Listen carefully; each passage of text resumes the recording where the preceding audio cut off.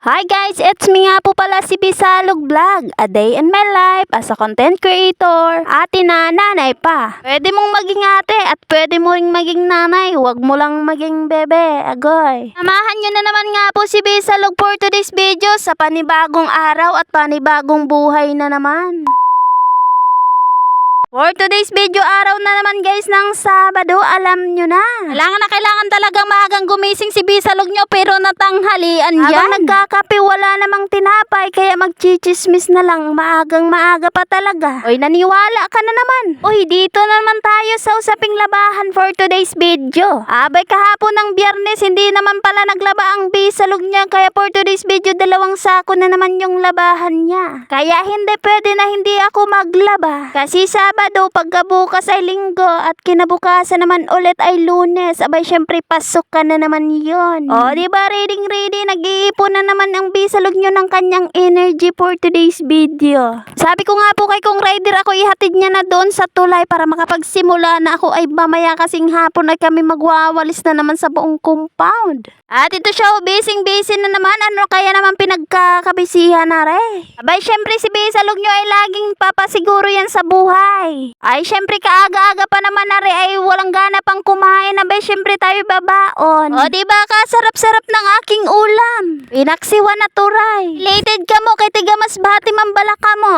Dili ka mo magsabi na dili ka mo sana nagakaon. O baga, igwa pagid ako sa ning pakas naging prito. Nagprinito na isda. O daog naman ka mo. Halipay na sa kabilang barangay. Salamat gali sa inyo sa naghatag sani. Abay, syempre napakalaking tulong na rin para sa akin. Kasi isang araw nakapagpahinga ang kaisipan ni ate mo Bisalog makapag-isip ng anong ulam. Uy, aram ko na related ka na naman sa akon ginapansa sa bidiha. Kitaan nyo naman ang sura mas damo pa sa luto. Oo, wag mong i-deny, mas masarap kumain sa tabi ng ilog. Abay, syempre hindi po natin makakalimutan yung ating tubig, baka mabulunan tayo. Hindi pala tayo mabulunan kasi napakalawak ng ilog. Hindi mauubusan kahit kailan ng tubig. Okay lang na malimutan, mas mabuti nga yung malimutan, may vitamins pa yung ilog. O, diba, naniwala ka na naman agad, pero totoo yun guys. O, syempre babalutin natin ang aesthetic na plastic.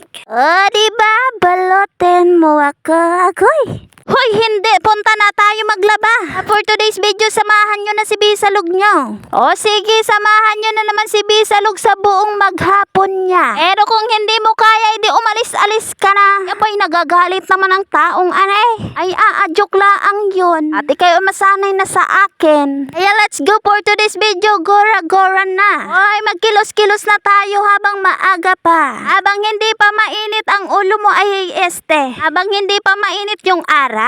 I mean, huy! Ay, parang naaalala ko na naman yung turo ng ate ko ng bata pa ako. Aalala ko lang naman guys, sa tuwing nga po kami pupunta ng ilog at kami ay maliligo. Nako, ito yung sabi ng ate nanay ko. O, kayo ko maliligo, magdala kayo ng inyong damit. Para doon kayo magbihis, tapos labhan na namin yung aming labahan.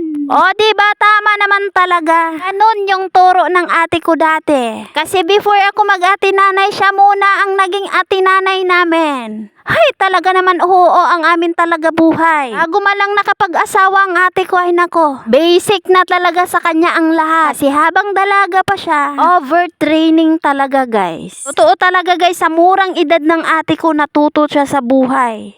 Abay, syempre napakalaking tulong bago pa man siya nagkaroon ng sariling pamilya. Kaya passport na nga po tayo guys. Abay, syempre tapos na ako dyan maglaba. Pero si Kong Rider nyo parang hindi pa naliko. Oy, papunta nga po kami dyan sa kabilang bahay para doon ako'y mag voice over. Oy, nakikita nyo naman po siguro ang kay ganda-ganda ng aming daanan. Pero sobrang lagitik ng init. O, yung pagod ka na sa kalalaban ng 2 sako. Pero kailangan mong magsakripisyo kasi mag-e-edit ka pa. Kailangan may i-post tayo for today's video. Lalong-lalo na nga po guys ay nagsasahod na tayo ay kailangan may i-post tayo sa araw-araw. Abay, syempre sinasahuran tayo, kailangan natin magsipag. Kailangan syempre natin magtrabaho. Kasi sa panahon ngayon, wala na talaga guys, libre. Bago ka makakuha ng pera, kailangan mong pagpawisan at pagpaguran. Totoo yan guys. Wala na ngayong easy to get. Huy, napapa-English naman tuloy si Bisalog nyo sa sobrang hirap ng daanan.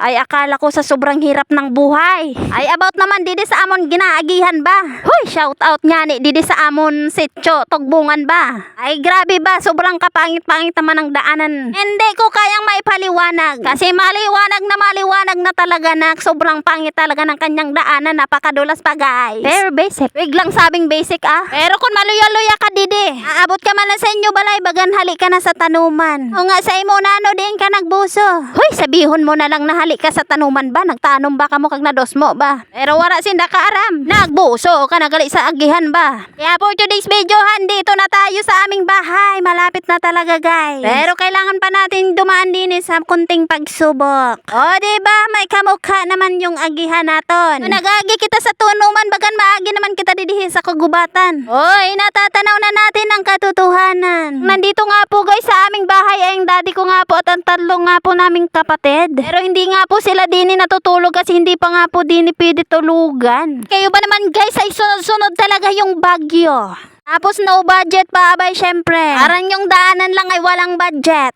Abay alam ko naman guys, balang araw talaga ay may tatayo muli ang aming bahay. Gantay-antay lang kayo ng tamang panahon. Abay syempre nakarating na nga pa ako guys sa bahay. Syempre guys, hanggang dito na lang po muna at ako'y magpapaalam na. Salamat nga po pala sa patuloy na pagsuporta kay Bisalog Vlog. Hanggang dito na lang. Thank you for watching.